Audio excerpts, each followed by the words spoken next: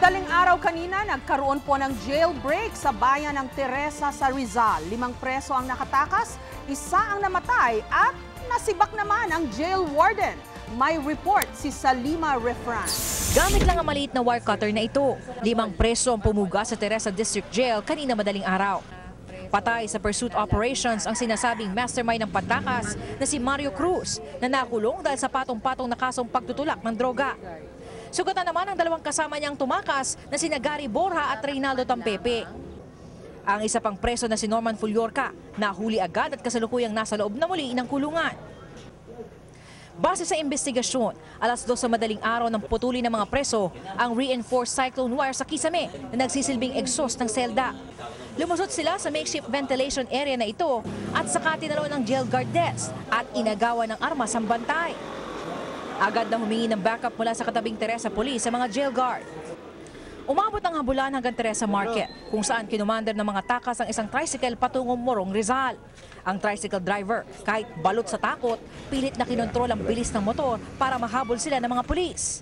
Dito na nagkaputukan. Pagdating doon sa may tulay nga, yung tulay ng Teresa rin, ay nahalata siguro nila na hindi ko binibilisan kasi pinipisil ko itong clutch. Para huwag lang bumilis kasi alam ko may umahabol na eh. Yun naman, kaya hindi ko rin masyado binibilisan. May intention ko na abutan kami ng pulis. Dahil sa pagpuga ng mga preso, agad sinibak sa pwesto ang jail warden na si Superintendent Amado Concepcion at ang 2 naka-duty na jail guards. 17, 18, 20. Eksklusibong nakuna ng GMA News ang pag-inspeksyon ng bagong jail warden na si Chief Inspector Melchor Antigua. Sa kanyang inspeksyon at head count, inamin niyang may pagkukulang sila sa tao at struktura. Sa facility po ay may mga defect na yun ang dapat ma-repair para ma-ensure na yung mga preso ay hindi makakatakas.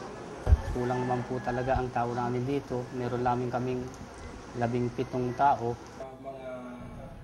Maging ang hepe ng katabing police station, aminado di sapat ang pasilidad ng nasabing kulungan.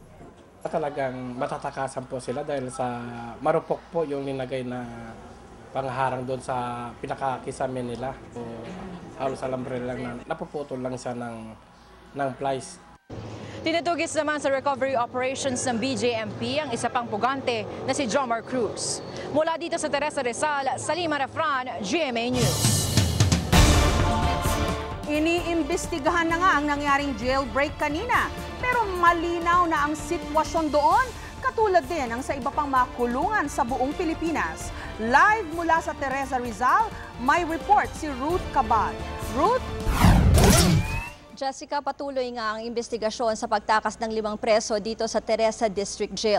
Pero sa inisyal na investigasyon ng Bureau of Jail Management and Penology, lumabas sa isa sa naging problema ang kakulangan ng bantay dito sa District Jail na karaniwan naman daw problema sa maraming kulungan sa bansa. Kasunod ng pagtakas ng 5 preso sa Teresa District Jail, nagdagdag na ng bantay dito ang BJMP. Pinag-aaralan na rin ng bagong talagang warden na si Chief Inspector Melchor Antigua ang paglilipat ng ilang preso sa ibang kulungan para ma-decongest o lumuwag ang District Jail. Nasa gitna ng residential area sa Barangay Poblasyon ang Teresa District Jail. Kala mo nga'y isa lang ito sa mga malalaking apartment sa lugar. Pagpasok pa lang nitong Teresa District Jail, meron na kaagad selda dito pa lang sa may pintuan. Ang bubungad sa iyo kaagad, yung reception area o kaya yung control area tawag nila dito. Tapos bago ka makarating dun sa mga mismong selda, meron munang control gate. Ito yung para nga makontrol yung paglabas at pagpasok ng mga preso. May 3 palapag itong Teresa District Jail. Sa kabuuan, may 317 inmates dito. Bukod kasi sa bayan ng Teresa, dito rin nakakulong yung mga may kaso at iba pang nasentensyahan mula sa 4 na bayan ng Rizal. Nasa 17 lang ang tauhan ng BJMP dito, pero di naman daw lahat yon ay tagabantay sa kulungan. Yung iba kasi nag-e-escort ng mga preso sa korte o kaya'y gumagawa ng paperwork. Nang tumakas ang 5 preso kanina, 3 lang ang naka-duty na tauhan ng BJMP, kaya lumalapas na kada isang jail guard, 100 ang binabantayan. Before we follow the 1:7, yung span of control. But because nakakulong naman ito, so we adopted yung at least 20 inmates sa bawat isang selda na babantayan ng isang personnel on a 24-hour basis. Ibig sabihin sa isang selda na may 20 inmate, dapat 3 ang nakabantay sa kanya for 24 hours. Aminado ang BJMP, problema sa mga kulungan sa buong bansa ang kakulangan ng mga tauhan, kaya rin lumalakas ang loob ng ilang preso na tumakas. Nitong Pebrero lang din namatay ang isang pulis at ang presong tumakas mula sa Santa Maria Police Station sa Laguna.